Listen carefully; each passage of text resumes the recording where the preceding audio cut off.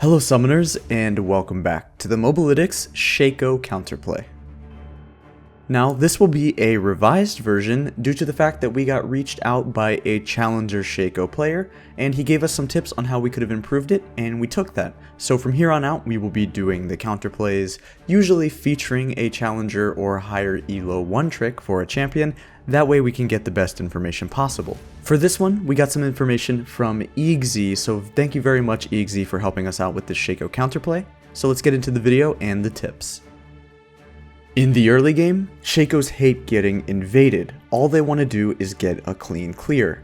There are a couple clears that Shacos can use where you can hit level 3 after around 2 minutes and 20 seconds, so you have about 30 seconds of XP advantage on the other jungler as a Shaco player to make a play. If the Shaco does get interrupted early game and is not able to get a nice clear like this one, they will fall behind in XP and then not able to hit their level 3, which is pretty important. Shaco typically doesn't do too much damage in the early game, so he's pretty reliant on getting that ignite kill. It's pretty much impossible to kill somebody 1v1 pre-Duskblade, but if you're able to get some help from your laners, maybe if a LeBlanc comes over or Aurelion Sol, somebody who's pretty strong early game, you'll be able to contest and get some kills, but again, that's 1 versus 1 we're talking. Make sure you let everybody on your team know not only was he topside, but yes, he did use his ignite, because in the early game, unless he's obscenely fed, this is really where he's going to get his kills. Once Shaco gets his ultimate at level 6, he can do the dragon pretty easily, so make sure you drop a ward down on it. The Shaco wants to control this, not only to get his Dark Harvest stacks if he's looking to take that rune, but also just because of how easy it is due to him getting permanent backstabs and drawing aggro with his clone.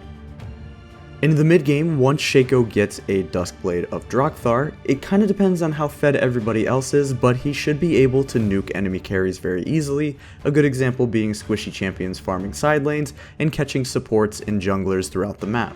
There are two really nice counters you can do against this. One of them would be getting Ninja Tabby, not only for the move speed but also for the armor, of course. Sweepers and good wards are also going to be important. Warding deep in the lanes if you're looking to split push will be a good idea. If you're looking to split push on the bot side of the map and you're able to get the push, so let's say Shaco is already topside and you see him, while you are pushed up, if you still want to split push later on after the wave bounces back, while you're pushed up, make sure you get that ward, that way you see if he's coming to lane gank you and kill you.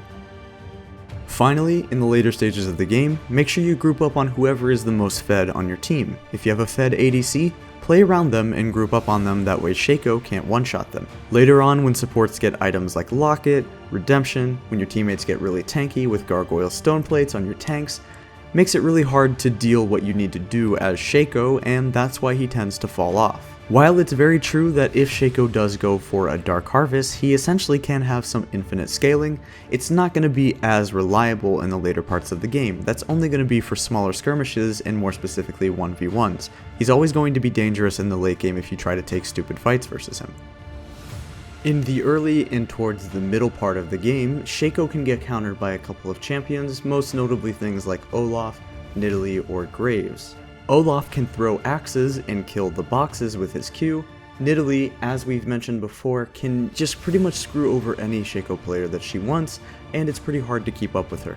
Graves is probably Shaco's hardest counter as he's impossible to deal with and has high DPS. He's also pretty tanky due to his E as well as getting red smite and ninja tabbies, and can kite you pretty easily. This has been the Mobalytics Counterplay for Shaco. Again, thank you very much to Eagzey for helping out with this one, and let us know and let him know if you have any questions in the comment section down below, and thank you for watching.